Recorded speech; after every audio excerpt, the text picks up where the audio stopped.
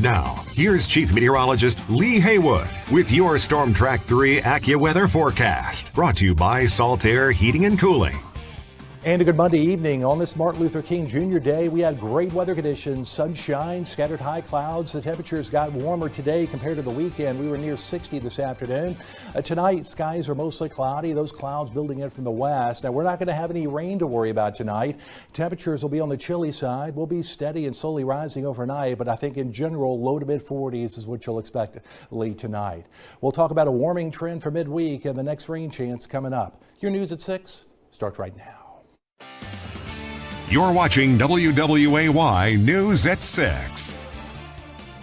Martin Luther King Day. Tonight, Wilmington comes together to honor the civil rights leader. We'll reveal the Port City's special connection. Plus, never give up. The search continues for a Wilmington woman who's been missing since 2016. And legal limbo makes the sale of the Bald Head Island Ferry a hairy situation.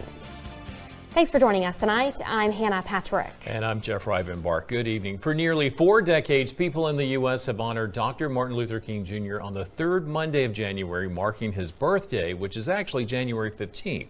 Today, people gathered in downtown Wilmington for an annual parade in his honor. Marion Caldwell has more on today's celebration. Thousands of people gathered in downtown Wilmington on Monday for a celebration fit for a king. It was so fun to see all the step teams and the drums, and it was good. This is the 21st year of the Dr. Martin Luther King Jr. Parade, and organizers say it continues to grow each year. On top of bands and floats, members of the Alpha Phi Alpha, the fraternity the king belonged to, marched in Monday's parade along with Wilmington police and fire departments and city and county officials. Our favorite part, well, my grandbabies and my son, they love the cars and the motorcycles and the trucks. So I think that was our favorite part. My favorite part is all the deltas and the sigmas and thetas, all the sororities. Dr. King's I Have a Dream speech is considered a pivotal part of the push to end racism in America, which is why the day is set aside to honor the man who wanted equal rights for everyone. We're just happy to see the community coming out, having a good time, supporting equal rights. And it was great. In Wilmington, Marion Caldwell, WWAY News. And more MLK celebrations are taking place this week. On Wednesday, UNCW will host its annual Martin Luther King Jr. celebration at 7 p.m. in Keenan Auditorium, featuring a member of the Little Rock Nine and a performance by the Williston Youth Choir. And here's something about Dr. King many people may not know. The day he was killed, King was originally scheduled to speak at a voter registration rally at Williston High School in Wilmington. He ultimately canceled the trip so he could continue fighting for the rights of sanitation workers in Memphis, where he was killed on April 4th, 1968. Yesterday marked the 7th anniversary of the disappearance of Wilmington woman Ebony Spears. Spears was last seen in January of 2016 using the phone at the front desk of the Wilmington Police Department. After that, Spears disappeared, and there has been little information since then. The Q Center for Missing Persons has been active in the search for Spears.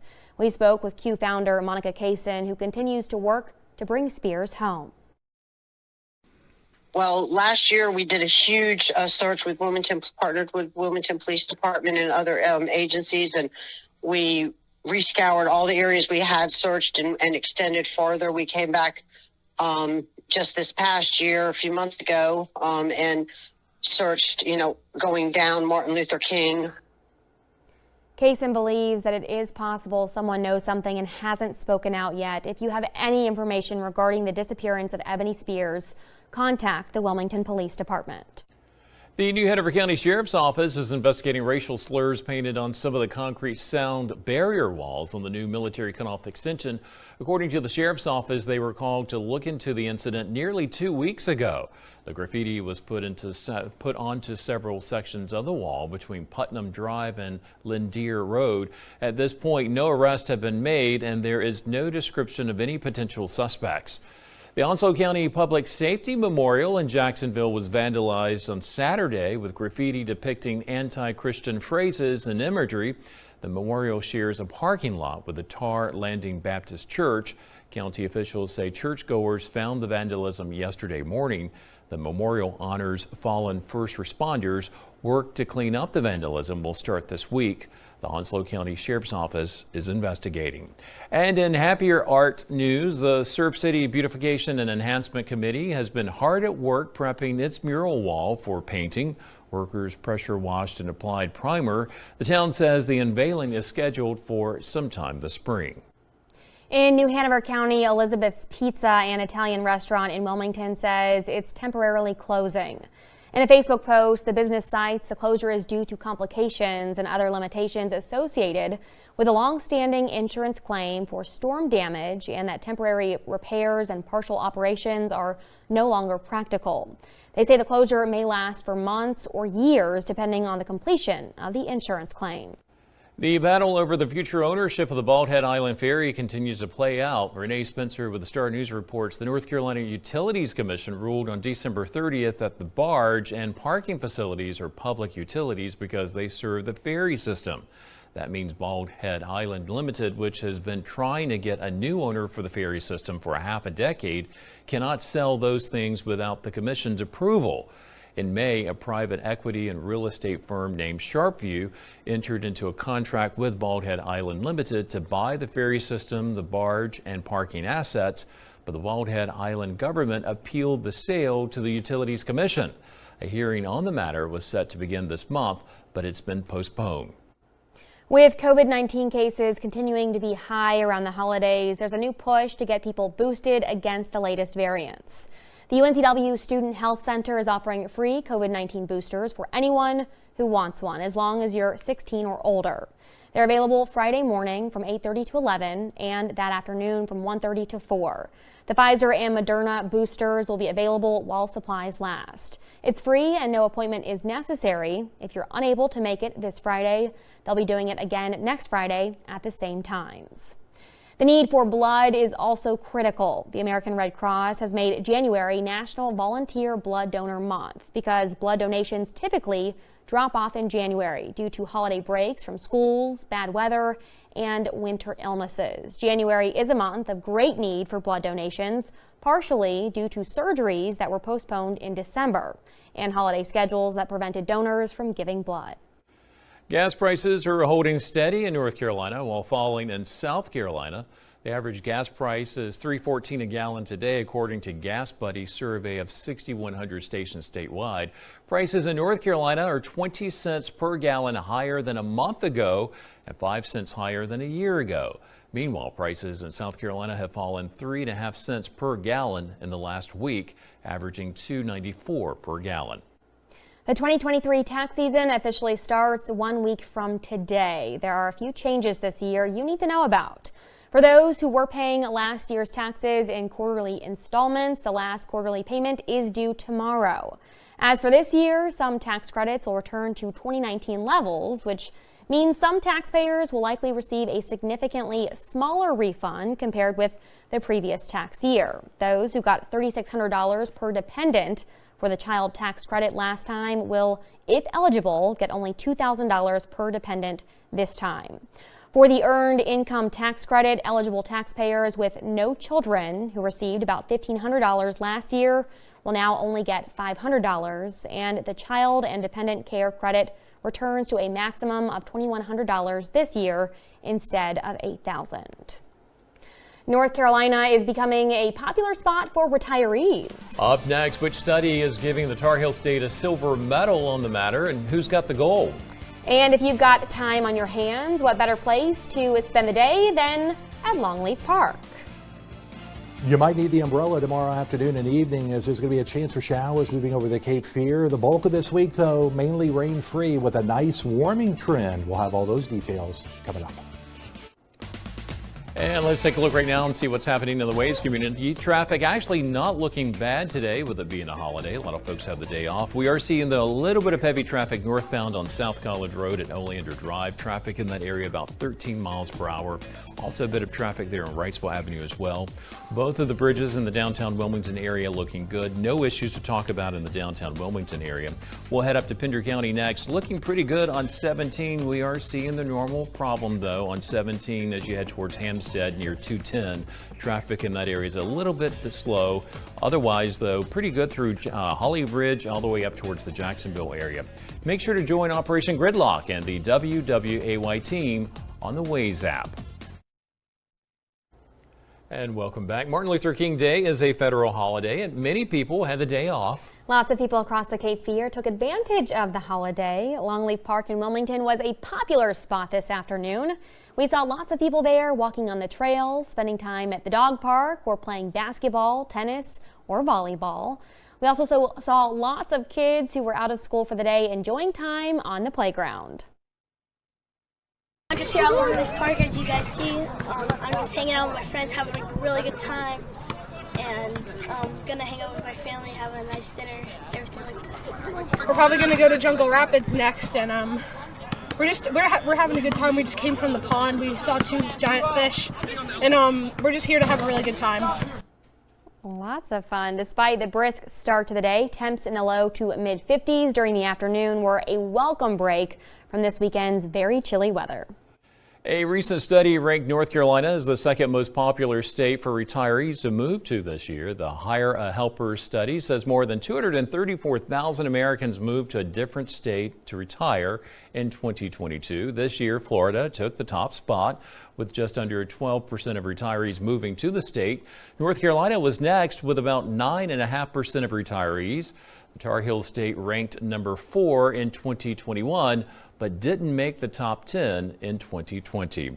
And someone else has moved to North Carolina temporarily. O-Search is an organization that tracks sharks along our coastline. Recently, a great white shark with a tracking device pinged off our coast. Scott is an adult male who weighs more than 1,600 pounds.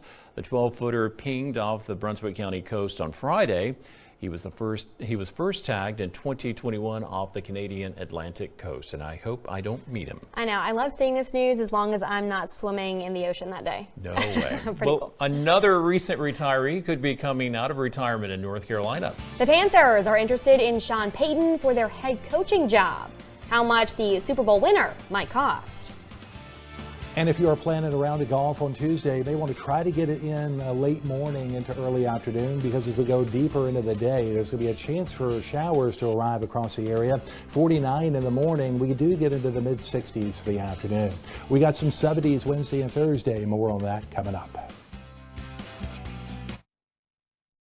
Now, here's Chief Meteorologist Lee Haywood with your Storm Track 3 AccuWeather forecast. Brought to you by Saltair Heating and Cooling.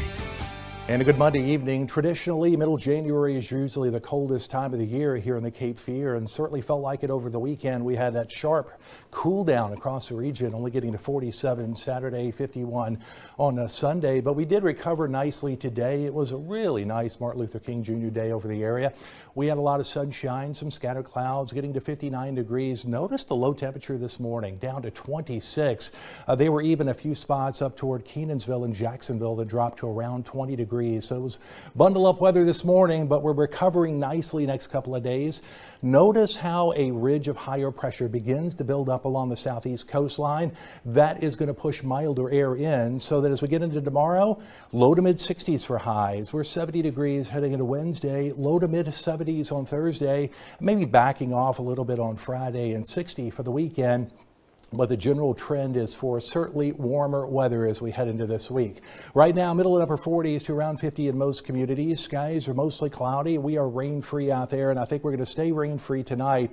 A little bit of a light southwesterly breeze as a warm front approaches from the south. Notice temperatures upper 30s to low 40s in most communities. Still on the chilly side, not as cold as we woke up to this morning.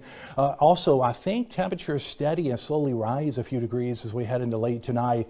Look at all of the cloudiness across the Carolinas, really into the southeast. So there are some showers. Tennessee, northern Alabama, and Mississippi, into parts of the Ohio Valley.